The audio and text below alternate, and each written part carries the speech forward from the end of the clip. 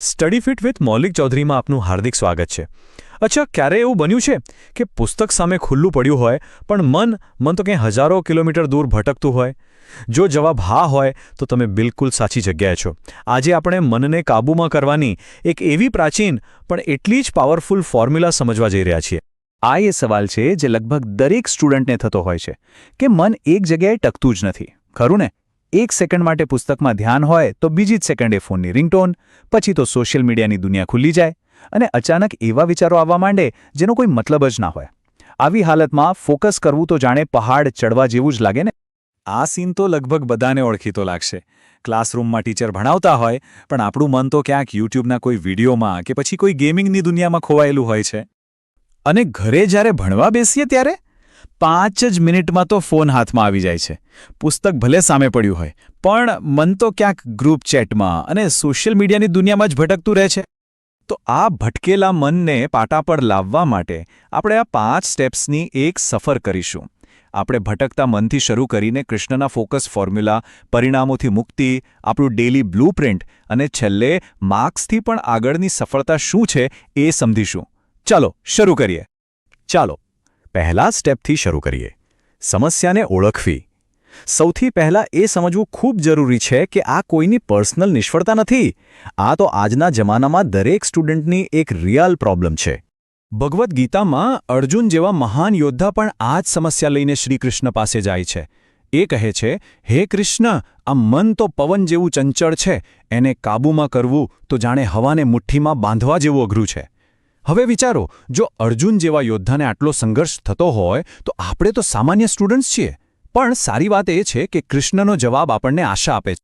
જુઓ, આપણી લડાઈ છે ને એ 2 મોરચે છે. એક બાજુ છે આપણું મન જે ઓવર સ્ટિમ્યુલેટેડ છે, એને સતત કંઈક નવું જોઈએ, નોટિફિકેશન્સથી ઘેરાયેલું રહે છે. અને બીજી બાજુ છે આપણું ફોકસ જે અંડરટ્રેન્ડ છે, એટલે કે એની પ્રેક્ટિસ જ નથી થઈ, એ વર્તમાનમાં ટકી જ નથી શકતું. બસ આ બંનેની વચ્ચે આપણે ફસાઈ ગયા છે. તો સવાલ એ છે કે આનો ઉપાય શું?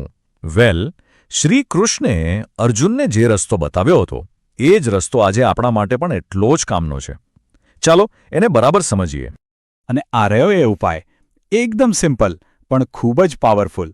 કૃષ્ણ કહે છે કે આ ચંચળ મનને જીતવા માટે કોઈ મોટા શસ્ત્રોની જરૂર નથી. બસ 2 જ સાધનો કાફી છે. પહેલું છે અભ્યાસ એટલે કે કોન્સ્ટન્ટ પ્રેક્ટિસ, અને બીજું છે વૈરાગ્ય એટલે કે ડિટેચમેન્ટ. હવે અભ્યાસનો મતલબ શું?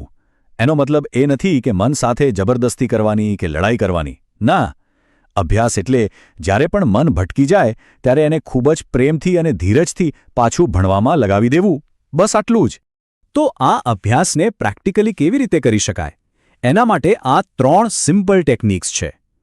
પહેલું, જેવું મન ભટકે નોટબુકમાં એક ખૂણામાં લખી નાખો ફોકસ બેક. આ એક ફિઝિકલ એક્શન છે જે તમારા મનને પાછું ટ્રેક પર લાવવાનો સિગ્નલ આપશે. બીજું, પોમોડોરો ટેકનિક. 25 મિનિટ ફૂલ ફોકસથી ભણો અને પછી 5 મિનિટનો બ્રેક લો. આનાથી મન થાકશે નહીં. અને ત્રીજું, એક્ટિવ નોટ્સ બનાવો. જ્યારે પણ લેક્ચર બોરિંગ લાગે ત્યારે જે સંભાય એ લખવાનું શરૂ કરી દો. હાથ ચાલતા રહેશે તો મન પણ વર્તમાનમાં રહેશે. ઓકે, તો હવે બીજા પિલર પર આવીએ, વૈરાગ્ય એટલે કે પરિણામોથી મુક્તિ. આ સમજવું બહુ જ જરૂરી છે કારણ કે આપણી મોટાભાગની સ્ટડીની ચિંતા અહીંથી જ તો શરૂ થાય છે. કૃષ્ણ અહીંયા બહુ સ્પષ્ટ કહે છે કે આપણો અધિકાર ફક્ત કર્મ કરવા પર છે, એટલે કે ભણવા પર છે. એનું પરિણામ શું આવશે એના પર આપણો કોઈ કંટ્રોલ નથી.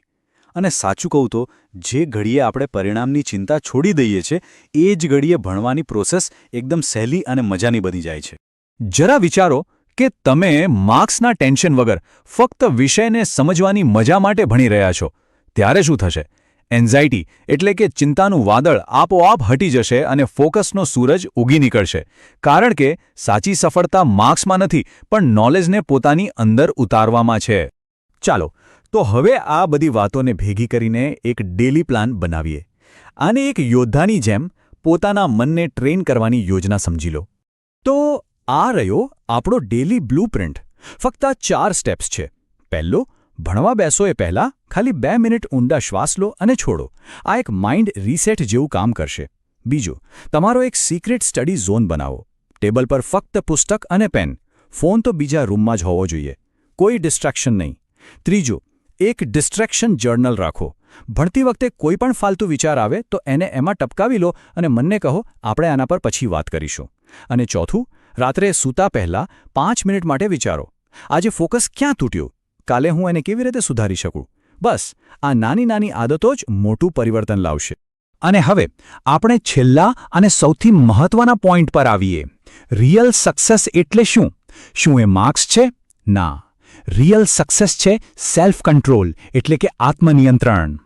સાચી સફળતાના માર્કર શું છે? એ છે જ્યારે તમારો ફોકસ એકદમ શાર્પ અને મજબૂત બને, તમારી ચિંતા ઓછી થઈ જાય, તમે પોતાની લાગણીઓને સમજતા શીખો અને એને મેનેજ કરી શકો. અને જ્યારે આવું થાય ત્યારે તમે માત્ર ભણવામાં જ નહીં પણ જિંદગીમાં પણ મજબૂત બનો છો. તો આ છે આપણો અલ્ટિમેટ ફોર્મ્યુલા. યાદ રાખજો, શિસ્ત એટલે કે રેગ્યુલર પ્રેક્ટિસ, વૈરાગ્ય એટલે કે પરિણામની ચિંતાથી આઝાદી, અને સમર્પણ એટલે કે શીખવા પ્રત્યેનો પ્રેમ. જ્યારે આ ત્રણેય વસ્તુઓ ભેગી થાય છે ત્યારે એક એવું અચળ અનશેકેબલ ફોકસ બને છે જેને દુનિયાની કોઈ તાકાત હલાવી શકતી નથી. મન પર જીત મેળવવી એ એક યુદ્ધ જેવું છે, પણ આ યુદ્ધ ચોક્કસ જીતી શકાય છે. અભ્યાસ અને વૈરાગ્ય જેવા શસ્ત્રો હવે આપણી પાસે છે. તો હવે સવાલ એ છે કે આપણે આપણા જીવનના કયા યુદ્ધના મેદાનમાં આ શાસ્ત્રોનો ઉપયોગ કરવા તૈયાર છીએ? પછી ભલે એ આવનારી પરીક્ષા હોય, કોઈ નવી સ્કિલ શીખવી હોય કે પછી જિંદગીનો કોઈ મોટો પડકાર હોય, નિર્ણય આપણો છે.